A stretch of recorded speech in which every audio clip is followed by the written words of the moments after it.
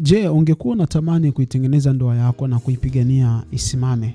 Kuna wakati inafika watu wanafikiria kupata taraka kwa sababu wanaona kama vile ndoa ina tumaini. Hakuna kesho, hakuna asubuhi, hakuna nuru, ni giza, changamoto na changamoto za kila namna. Lakini nikwambie unahitaji kuipigania ndoa yako kwa sababu zifuatazo. Nilizungumza kwamba ndoa ni moja ya senta ambayo shetani anaishambulia sana. Wewe lazima ufanye maamuzi ya kuipigania wewe mwenyewe kwanza. Ndio unatakiwa ufanye maamuzi kwanza ya kuipigania ndoa yako, bila kujali ni changamoto ya namna gani. Kwa sababu katika kila changamoto kuna fursa, si ndio? Kwa katika kila changamoto kuna namna ya kutatua. Yaani hakuna changamoto ambayo haina jibu, haina utatuzi, haipo. Inajibu. Issue ni kwamba unatumia njia gani kuitatua hiyo changamoto. Ndio tatizo. Yaani kila tatizo utakaosimulia kuna mtu atakwambia mimi nilikutana nalo na nikalitatua.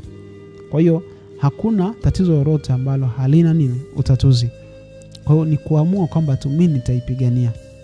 Ukishaamua utaipigania kwanza, unazima mlango wa kukata tamaa. Unafungua mlango wa kupata solutions, kupata majibu, na majibu yatakuja mengi sana. Sasa itabidi ujue lipi unaliapply na lipi unaliacha, si ndio? Kwa lazima uamue kuipigania. Unaipigania kwa njia gani? Kuna vita ya amani na vita ya damu. Chagua vita ya amani. Inamaanisha niipiganie kwa njia ya amani. Na hii kwa njia ya amani kuna njia ya kujadili ninyi wawili kwamba tunataka kwenda mahali fulani. Lakini mbona kama hatuko sawa? Kila siku haipiti wiki, hazipiti siku 3 ni ugomvi. Haifanyi hivi inakuwa hivi. Mara hili mara lile. Mwenzangu unaonaje? Akiwa na mtazamo kama wa kwako, mkagundua kuna tatizo, mkubaliane tunalitatua vipi. Njia ya makubaliano.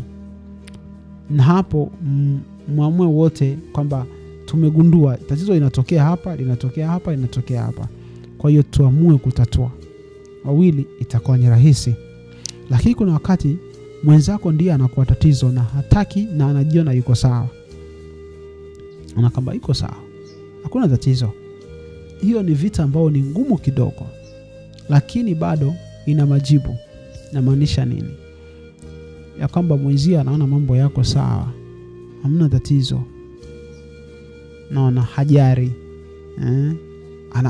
yataisha au just unaona. Sasa unafanyaje? Bado utatumia njia ya amani, kwa maana kuna kitu kinaitwa uvumilivu. Lakini lazima ujue hiyo vita yako unayopigana nayo ni maamuzi ya mtu binafsi ama kuna vita ya kiroho nyuma yake. Mfano, kuna mwingine hiyo vita inayotokea ni kwa sababu umefungulia mlango uenda wa marafiki, si ndio? Au ndugu wanaamua kuingilia, au fedha imekuja kumbe kuna mwenzia hawezi kuhimili fedha, au ni kazi. Yote hiyo ni sio ya kiroho, ni kwamba ni vita ambayo ina mlango wake ambao unaweza kuuziba. Lakini inawezekana ni tamaa.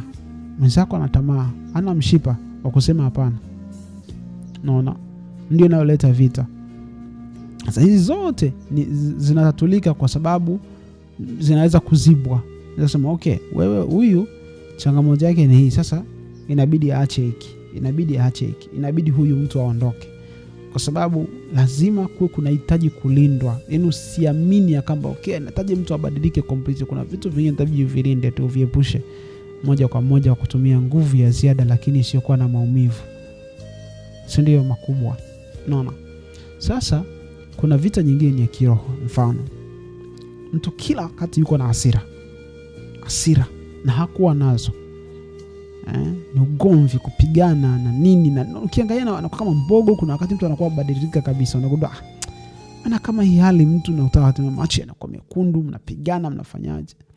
Au amechepuka, amenaswa, na huko alikonasa kila ukijitahidi, ukifanya mema yote, labda sifanyi hiki, labda sifanyi hiki, labda sifanyi hiki, labda sifanyi hiki, unafanya yote lakini yani kama mwamba, mambo yabadiliki. Sasa hapo lazima ujue hii ni vita ya kiroho. Kama ni vita ya kiroho, nimeshafanya pati yangu ambayo ni ya kibinadamu, si ndio? Unakuja pati nyingine. Sasa hii pati ya kiroho unapigana nayo vipi? Unabidi uchague. Kama ni ya kiroho, unaweza ukachagua kutumia njia iliyotumika. Na maanisha nini? Njia iliyotumika ni ya shetani, na wewe unaamua kutumia njia ya shetani. Shetani aweze kupambana na shetani. Itakachotaka kufanyika ni maigizo na kupuliza, na kama kumeza panado. Kitakacholipuka huko kwingine hakijawahi kufikiriwa. Ama ukaamua kusema mwenzangu katumia shetani, mimi namtumia Mungu, hawa ni maadui wawili wasiokaa kikao. Kwa hiyo sasa hapa yupi atakayeshinda? Ni Mungu, by the way, si ndio? Hiyo ni uhakika. Kwa hiyo unaamua kutumia Mungu kushindana na vita ya kiroho. Usije ukaamua kupigana vita ya kiroho kwa njia ya kimwili, hautakaa ushinde. Kwa hiyo unahitaji kujua kwamba pigana vita ya kulinda ndoa yangu, kwa sababu ndoa inabeba mustakabali wa maisha yako. Inapobadilika kuna vitu vitabadilika. Kama vile ilivyokuja kuna vitu vilibadilika kwenye maisha yako, vivyo hivyo itakapoondoka kuna vitu vitabadilika pia. Sasa vinaweza vikakuachia na makovu ambayo yakakufanya maisha yaone vibaya sana. Kwa hiyo ni vema kulinda kwanza.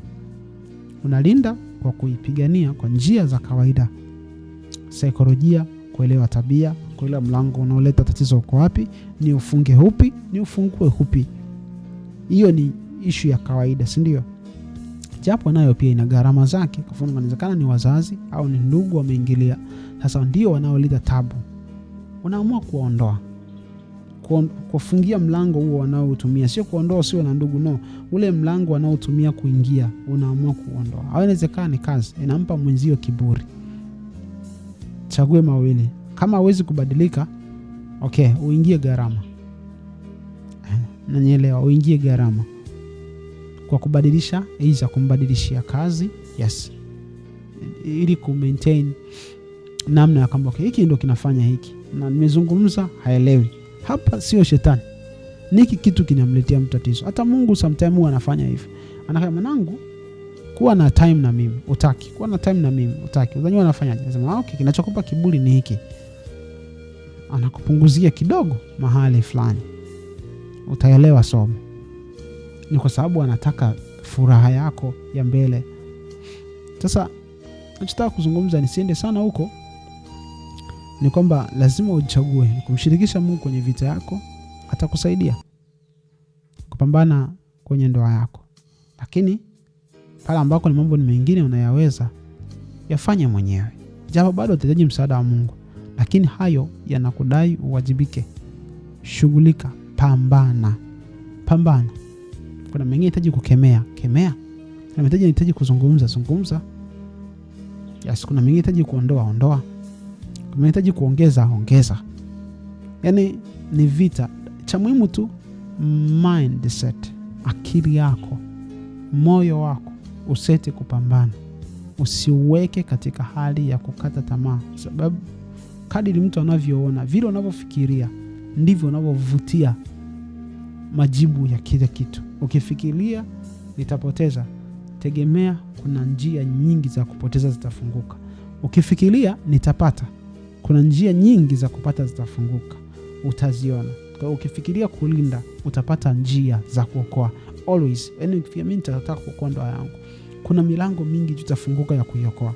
Mingi sana. Kwa sababu wewe ushaamua kuweka moyo wako kwenye hicho kitu. Kwa hiyo jambo la kwanza ni kutokufikiria kukata tamaa. Ukiacha kufikiria kukata tamaa, utapata mlango wa kutokea. Na Mungu hatakuacha, atakusaidia. Kwa hiyo nikutie moyo katika hii safari. Usikate tamaa. Safari ya ndoa inatengenezwa. Ndoa yenye furaha inatengenezwa, inalindwa. Kwa hiyo itengeneze, amua kuitengeneza mwenyewe. Amua kudumu kuomba, amua kusoma, amua kupambana. Mambo yote yanawezekana. Hakuna ambacho hakiwezekani. Basi nikutakia wakati mwema. Ikiwa video hii imekuwa msaada kwako na unaona inaweza kuwa msaada kwa mtu mwingine, usishinde kushare na marafiki ili kuweza kuwasaidia nao pia kuweza kuelewa. Kutakia siku njema, kumbuka subscribe, kulike na kushare.